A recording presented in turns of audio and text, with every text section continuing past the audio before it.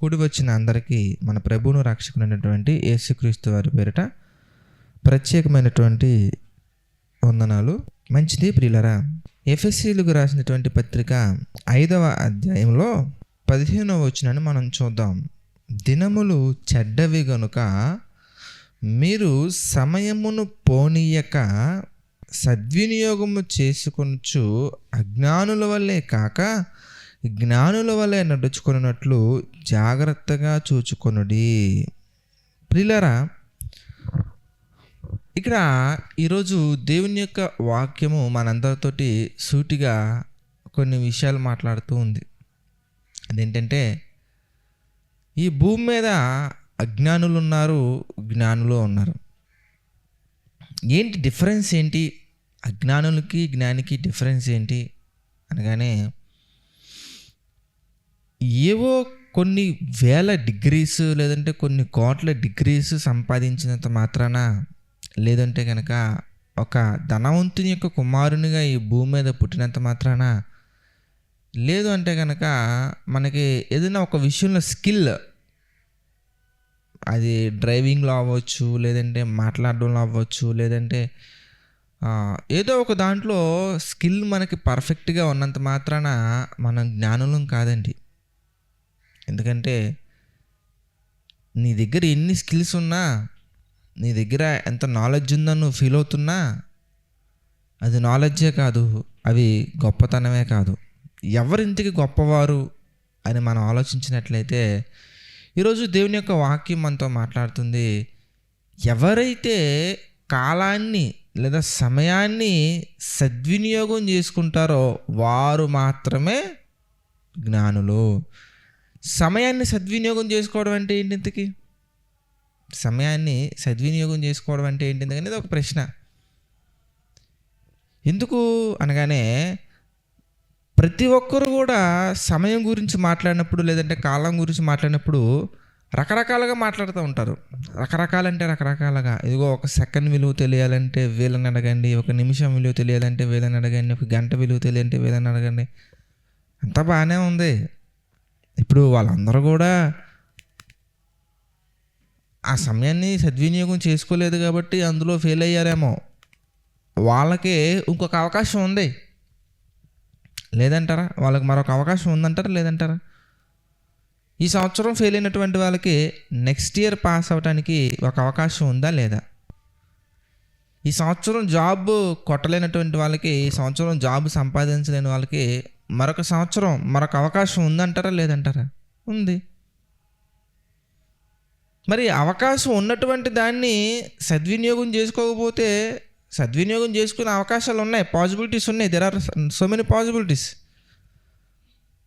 అయితే అసలు సమయం యొక్క విలువ, వై దిస్ టైం, ఎందుకు మన జీవితంలో ఇంత సమయాన్ని దేవుడు ఇచ్చారు? మీరు బాగా ఆలోచించినట్లయితేనండి, 139వ కీర్తనలో మరొక మాట మనల్ని ఆశ్చర్యాన్ని కలిగించే విధంగా ఉంటుంది. 139వ కీర్తనలో 16వ వచనం మనం చూద్దాం. ఈ యొక్క సమయమున ఒకసారి 16వ వచనాన్ని మనం జ్ఞాపకం చేసుకుంటే, నేను పెండమునై ఉండగా, చూడండి చక్కగా ఉందో, నేను పెండమునై ఉండగా నీ కన్నులు నన్ను చూచెను. ఓ లార్డ్, ప్రభువా తండ్రి, నేను పెండమునై ఉండగా నీ కన్నులు నన్ను చూచెను. నియమింపబడిన దినములు, చూసారు ఎంత చక్కగా ఉందో, నియమింపబడిన దినాలు. ప్రతి వ్యక్తికి కూడా దేవుడు కొన్ని దినాలను నియమించారు. ప్రతి ఒక్కరికి. ఇంకా మీరు చూస్తే ప్రసంగి గ్రంథం మనం గమనించినట్లయితే కనుక, ప్రసంగి గ్రంథంలో 7వ అధ్యాయంలో కూడా, ప్రసంగి గ్రంథం 7వ అధ్యాయంలో కూడా 17వ వచనం 17th verse మనం చూస్తే, అధికముగా దుర్మార్గపు పనులు చేయకము, బుద్ధిహీనముగా తిరగవద్దు, నీ కాలమునకు ముందుగా. చూడండి, నీ కాలమునకు ముందుగా, నీకంటూ ఒక కాలాన్ని దేవుడు ఇచ్చారు. ఎందుకు ఇచ్చారు ఈ కాలాన్ని? దేవుడు మనకి ఎందుకు ఇచ్చారు? ఈ సమయాన్ని దేవుడు మనకి ఎందుకు ఇచ్చారు? మనం ఏం చేయాలి? ఏం సాధించాలి? What should we achieve? మనం ఏమి సాధించాలి? ఎందుకు దేవుడు మనకి ఇంత సమయాన్ని ఇచ్చారు కొంతమందికి చూస్తే 60 ఇయర్స్, కొంతమంది చూస్తే 50 ఇయర్స్, కొంతమంది చూస్తే 40, 30, 70, కొంతమందికి 80.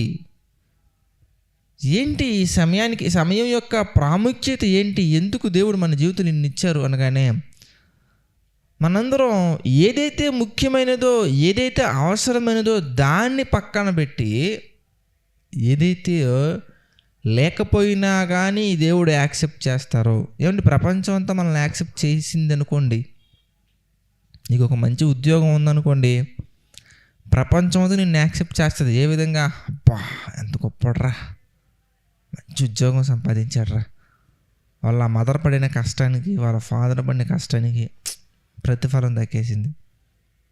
సమాజం అంతా అంగీకరించింది, you are a good one. లేదు, ఒక మంచి వ్యక్తిని నువ్వు లైఫ్ పార్ట్నర్గా నువ్వు రిసీవ్ చేసుకున్నావు, అప్పుడు ప్రపంచం అంతా అంగీకరించింది, మంచి జోడీరా, మంచి జంటరా, ఎంత బాగుందో జంట, అసలు నిజంగా కన్నులు అలా నిండిపోతున్నాయి అంతే. లేదా రకరకాలుగా మనం కొన్ని విషయాల్లో మనం ఎక్స్పీరియన్స్ మనకి బాగా ఉండి మనం గొప్పవాళ్ళు అయి ఉండొచ్చు, ప్రపంచం అంతా మనల్ని ఒక మంచివాడికి ఒక ముద్ర వేయచ్చు. ప్రభు మాత్రం నిన్ను భూమి మీదకి పంపించిన పని ఏంటి, నువ్వు చేసింది ఏంటి? ఎందుకు వచ్చారండి అందరూ భూమి మీదకి? ఎందుకు వచ్చారు? ఏమండి మనందరూ ఎందుకు వచ్చాం? ఈ భూమి మీదకి ఎందుకు వచ్చాం? పెద్ద బిల్డింగ్ కడటానికా? లేదంటే అనేక మందికి వివాహం చేయడానికా? లేదంటే ఎందుకు వచ్చాం మనం ఈ భూమి మీదకి? ఎందుకు వచ్చాం? వెరీ ఫ్యాంటాస్టిక్ క్వశ్చన్ కదా, అందరూ ఆలోచించాల్సిన ప్రశ్నే కదా. ఒకసారి ఆలోచించండి my dear brothers and sisters. మనం స్కూల్కి వెళ్ళాం అనుకోండి, స్కూల్కి ఎందుకు వెళ్తాం? ఇంజెక్షన్ చేయించుకోవడం కోసం స్కూల్కి వెళ్తారండి ఎవరైనా కానీ? మెడిసిన్స్ తెచ్చుకోవడం కోసం స్కూల్కి వెళ్తారండి ఎవరైనా కానీ? కాదు కదా.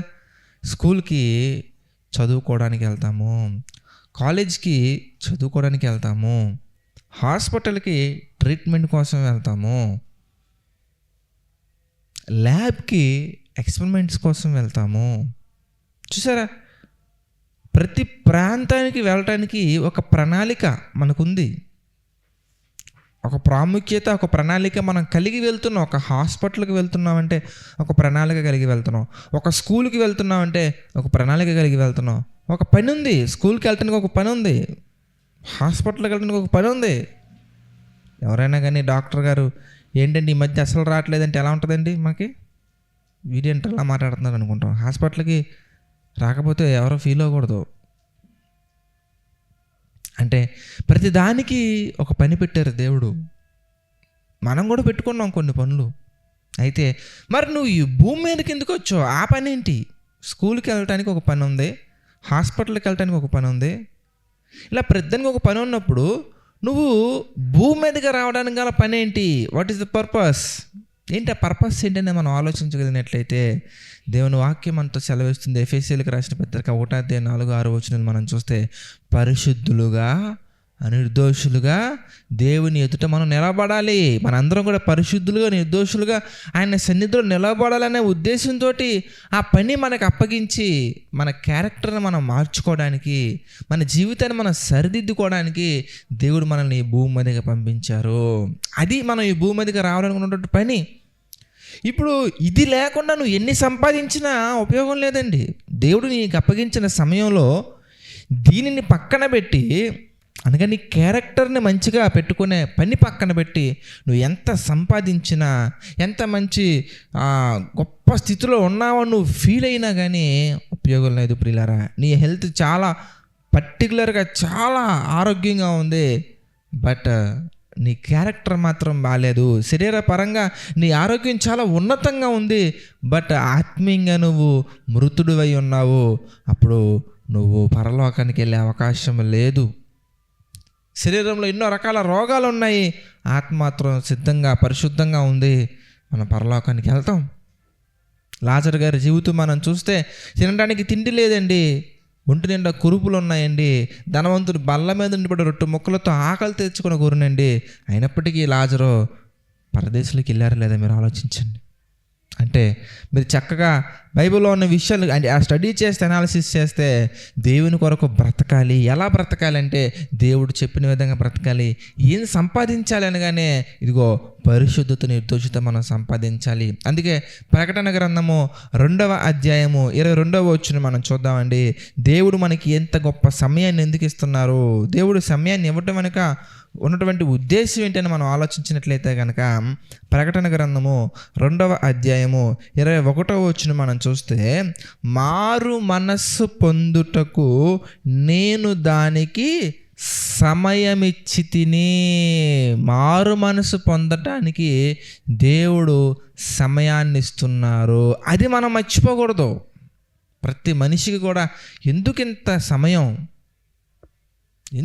సమయాన్ని దేవుడు ఇస్తున్నారంటే, మనం దేవుణ్ణి కొన్ని సందర్భాలలో మనం చేసినటువంటి మిస్టేక్కి వెంటనే ఒక పనిష్మెంట్ రాకపోయేసరికల్లా మనం చాలా గర్వంగా ఉంటామండి.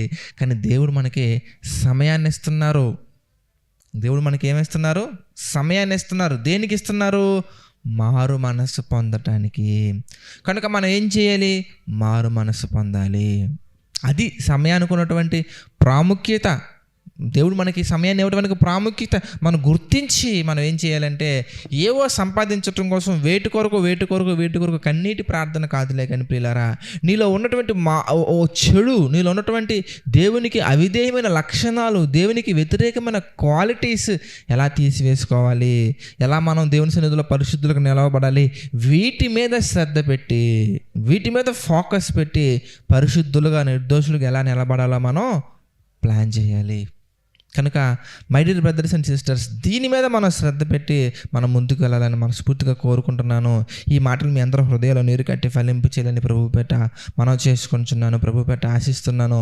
ప్రార్థన చేసుకుందామండి. సకల ఆశీర్వాదములకు కారణభూతమైనటువంటి మా ప్రియమైన పరలోకపు తండ్రి, పరిశుద్ధుడ మహోన్నతుడ తండ్రి, అనేకమైన విషయాలను మాకు తెలియజేస్తూ మీ కృపలో మా తండ్రి నడిపిస్తూ మీ చిత్త ప్రకారంగా ఇప్పటి వరకు తండ్రి ఒక సహాయం చేసినందుకు కృతజ్ఞతాస్తుతులు చెల్లించుకున్నాము తండ్రి. మమ్మల్ని దీవించండి, ఆశీర్వదించండి ప్రభా. ఎన్నో కార్యక్రమాల తండ్రి మేము చేస్తూ అంతకంతకు ముందుకు సాగుతూ వెళ్ళటానికి మాకు సహాయం చేయండి తండ్రి. మీ కృపలో నిలవబెట్టండి, బలపరచండి తండ్రి. ప్రభా, ఆర్థిక, ఆరోగ్య, మానసిక సమస్యలలో తండ్రి కృంగిన ప్రతి ఒక్కరిని మీరు జ్ఞాపకం చేసుకుని తండ్రి, ప్రతి ఒక్కరికి మీ కృప తోడుగా ఉంచి నడిపించండి, సహాయం చేయండి తండ్రి. మీ చిత్త ప్రకారంగా తండ్రి వారి హృదయాలను మా తండ్రి లేవనెత్తండి. కృంగిన వారి హృదయాల ప్రభువా ఇంకా మీ కృపలో బలపడినట్లుగా సహాయం చేయండి తండ్రి. ఈ యొక్క పరిచర్యకు తండ్రి ఎంతోమంది జీవితాల్లో వెలుగులు నింపే విధంగా ముందుకు సాగుతున్నటువంటి ఈ పరిచర్యకు తండ్రి సహకారంగా నిలబడుతున్న ప్రతి ఒక్కరిని మీరు జ్ఞాపకం చేసుకోండి, దీవించండి, ఆశీర్వదించండి తండ్రి. ప్రభువా ఇంకా ఎన్నో కార్యక్రమాలు మీ చిత్త ప్రకారంగా నిర్వహించినట్లుగా, కొనసాగించినట్లుగా మాకు సహాయం చేయండి తండ్రి. ప్రభువా, సమస్త మహిమ, ఘనత, ప్రభావాలు మీకే చెల్లించుకుంటూ ప్రతి ఒక్కటి తండ్రి మీ చిత్త ప్రకారంగా మా అందరి జీవితాల్లో జరిగించమని వేడుకుంటూ మా ప్రభువును రక్షకుడైనటువంటి యేసుక్రీస్తు వారి పేరిట ఈ ప్రార్థన అడిగి వేడుకొనిచున్నాము తండ్రి. ఆమెన్. అందరికీ వందనాలండి. God bless you all.